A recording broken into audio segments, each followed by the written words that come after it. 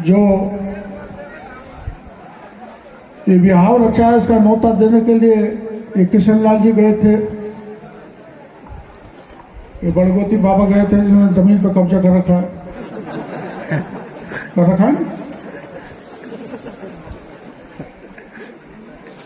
तो मैं बड़ा धन्यवाद देना चाहूंगा कि आपने मेरे को बुलाकर यह सब पकड़धारी पट्टनों का दर्शन करा दिए। तो आजकल जो बच्चे हैं ना, अब मेरी समझ में 5-10 साल में पकड़ सिर से गायब हो जाएगा। तो बहुत अच्छा पहनावा है, हमारी सांस्कृतिक पहचान है।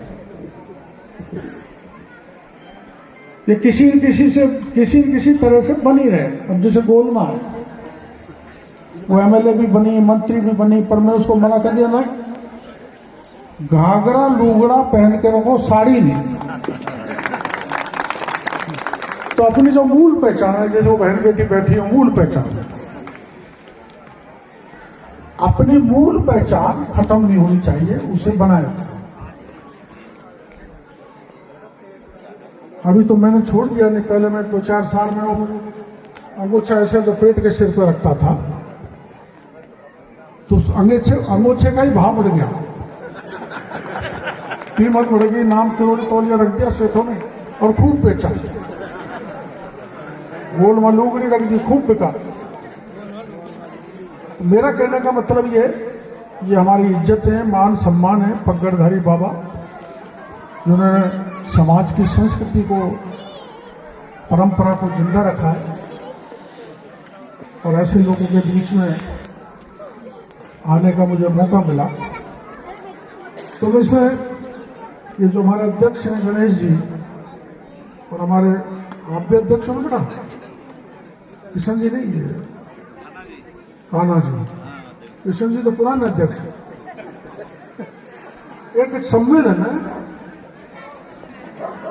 सभी भाइयों को, गणेश जी कोई आमगढ़ फोर्ट में करो, 2 महीने बाद, 4 महीने बाद, जब अच्छी सी फुर्सत मिल जाए, और कोई ऐसे इतिहास के जानकार बुलाए जो चांदा गोत्र का भी इतिहास बताएं, हमारे बड़गोती गोत्र का भी इतिहास बताएं, बाकी का इतिहास भी बताएं। तो वो हम तो भाई बड़ी पढ़ाई पढ़ के नेता बन के रह गए, लेकिन हमको वास्तव में इतिहास की जानकारी जब मेरे को नहीं है तो इन जवान बच्चों को भी नहीं होगी।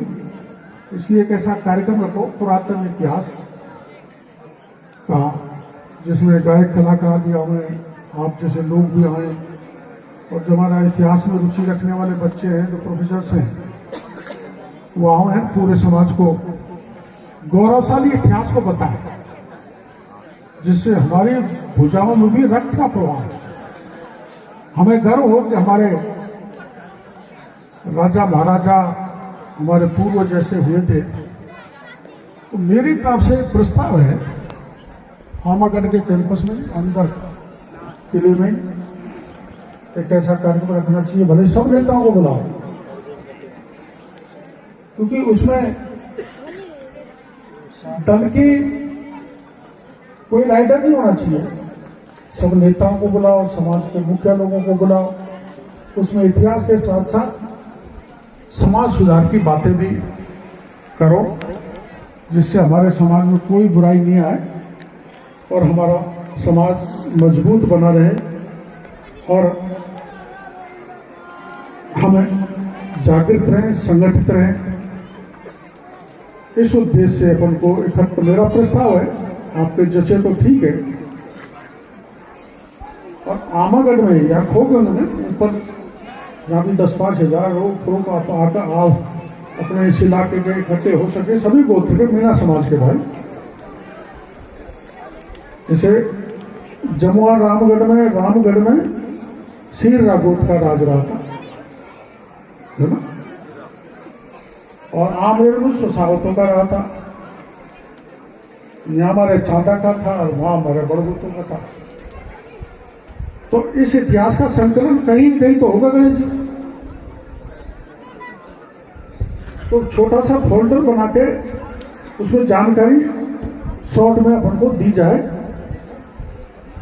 और आजकल के बच्चों को और हमारे जैसे बूढ़ों को भी बांटी जाए जो हमको जानकारी नहीं। ऐसा मेरा प्रस्ताव है। मेरे को भरोसा है कि आपको ऐसा सम्मेलन करेंगे खुशी का, जहाँ खान पान भी हो अच्छी तरह से, और हमारी बहन बेटी भी ज्यादा से ज्यादा आए। वैसे तो गणेश जी बहुत पैसे वाले हैं, इनकी जमीन पर लक्ष्मण जी ने कब्जा कर लिया, छोड़ दिया क्या? ये मेरे को ले गए, चाय पिलाई, नाश्ता कराया, तो एक ने कहा आपको इसलिए लाए कि अब लक्ष्मण मीणा यहाँ नहीं घुसेगा। मैंने कि लक्ष्मण मीणा नहीं घुसे तो नेता को भरोसा नहीं, क्या पता मैं ही घुस जाऊं। खान पान मिलना जुलना, और या तो नहीं तो मैं कर दूंगा व्यवस्था, मैं सरकार में कोई न कोई तो खाना खिलाई देगा, क्योंकि बिना खाने बिना संगठन भी मजबूत नहीं होता। पहले अपन गांव में हुक्का पीते थे ना, तो हुक्का हमको एक रखता था, चाहे गांव में